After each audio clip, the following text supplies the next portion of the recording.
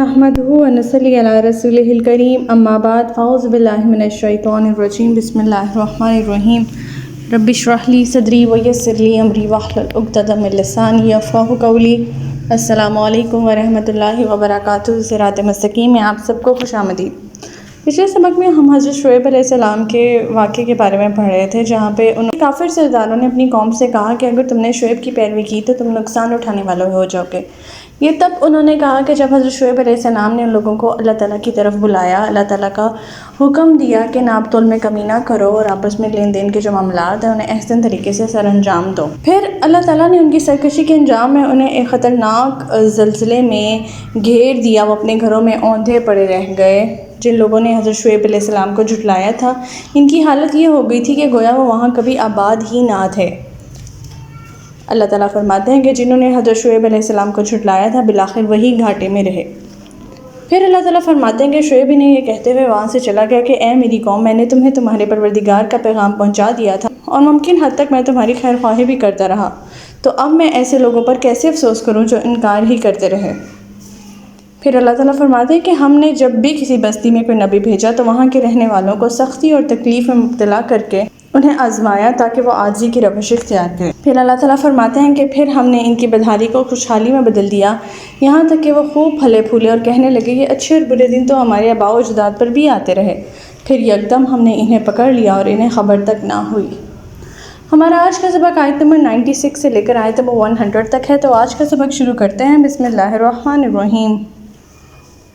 वलौ अन्ना अहलल क़ुरा आमनू वत्तक़ौ लफ़तहना अलैहिम बरक़ातिम minus समाई वल अर्दि वलकिन कज़्ज़बू फ़अख़ज़नाहुम बिमा कानू यक्सिबून। और अगर ये बस्तियों वाले ईमान लाते और अल्लाह की नाफरमानी से बचते तो हम इन पर आसमान और ज़मीन से बरक़ात के दरवाज़े खोल देते, लेकिन उन्होंने तो झुटलाया। फिर हमने इन्हें इनकी करतूतों की पादाश में धर लिया। अल्लाह ताला यहाँ अपना एक असूल बयान करते हुए फरमा रहे हैं कि जो कौमें अल्लाह ताला की नाफरमानी से बची रहती हैं तो अल्लाह ताला आसमान और ज़मीन की बरक़ात इन पर खोल देते हैं। जिस इलाके में अल्लाह ताला के अहकामात की जिस हद तक तामील की जारी होती है, इस इलाके पर अल्लाह की रहमत और बरकतों का नुज़ूल शुरू हो जाता है। आप सल्लल्लाहु अलैहि वसल्लम ने फरमाया कि अल्लाह के मुकर्रर करदा हदूद में से किसी एक हद के कायम करने से इतनी बरक़ात और रहमतों का नुज़ूल होता है जितना 40 दिन की बारिश से होता है, और ये नसाई की हदीस है। जबकि जो लोग झुटलाते हैं तो अल्लाह ताला उन्हें उनकी करतूतों के पादाश में धर लेते हैं। आयत नंबर 97। अफ़ आमिना अहलुल क़ुरा अन यअतियहुम बअसुना बयातम वहुम नाइमून।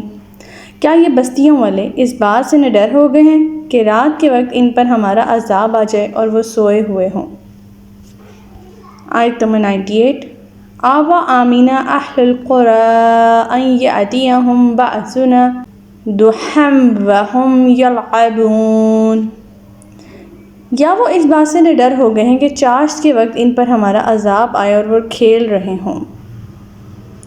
इन आयात से एक बात तो जो मालूम होती है वो ये कि अल्लाह ताला की गिरफ्त या अज़ाब एकदम आता है, जबकि लोग इससे गाफिल और बेखबर होते हैं।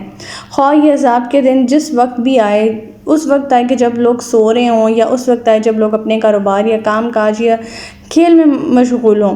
ख्वाह रात के वक्त आ जाए जबकि वो गफलत की नींद सो रहे हों। यानी मौत की तरह इस अज़ाब का कोई भी वक्त मुकर्रर नहीं, बल्कि मौत के आसार तो बाज़ औक़ात महसूस होने लग जाते हैं, मगर अल्लाह ताला की गिरफ्त ऐसी है कि जो नागहानी तौर पर आती है, एकदम आती है, यकबार आती है, और इंसान उस बारे में फिर कुछ नहीं कर सकता।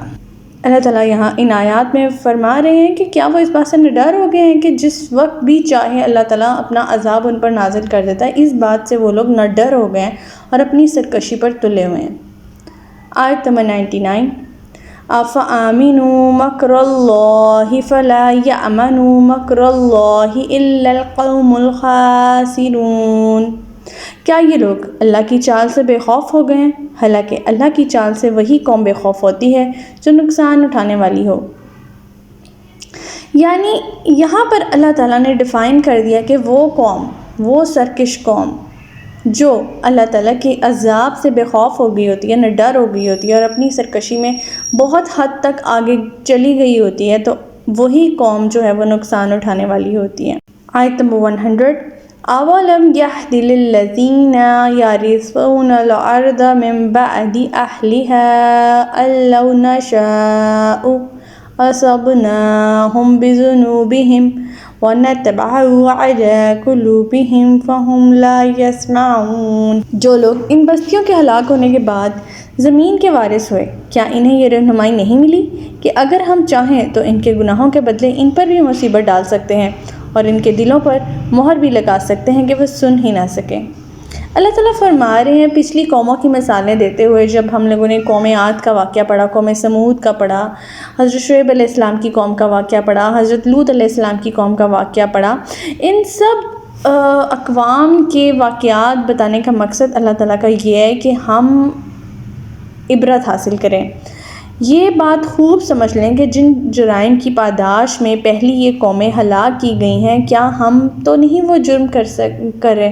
کیا ہم تو اس سرکشی میں مبتلا تو نہیں ہو رہے؟ ہمارے لیے یہ نشان عبرت ہونا چاہیے، ورنہ اللہ تعالیٰ فرما رہے ہیں کہ اگر ان لوگوں نے رہنمائی حاصل نہ کی تو پھر کیا ہوگا کہ ہم ان کے دلوں پر ایسی مہر لگا دیں گے کہ وہ کچھ بھی کر لیں انہیں ہدایت نصیب ہی نہیں ہوگی۔ ہمارے کان کو ہدایت کی بات نہیں سنیں گے، ہمارے دل کو ہدایت کی بات ایکسیپٹ نہیں کریں گے، اور ہماری آنکھیں حق دیکھ کر بھی حق کو مان نہیں سکیں گی۔ نعوذ باللہ، اللہم لا تجعلنا منہم۔ اللہ تعالیٰ ہمیں ایسے لوگوں میں ہونے سے بچائے۔ تو ہمارا آج کا سبق یہیں تک تھا۔ اللہ تعالیٰ سے دعا ہے کہ اللہ تعالیٰ قرآن پاک کے احکامات پر ہمیں عمل پیرا ہونے کی توفیق عطا فرمائے۔ اللہ پاک ہمیں ہدایت دے کہ جس کے بعد گمراہی نہ ہو۔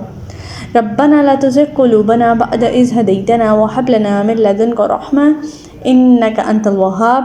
سبحانك اللهم وبحمدك نشهد أن لا إله إلا أنت أستغفرك وأتوب إليك۔ السلام علیکم ورحمۃ اللہ وبرکاتہ۔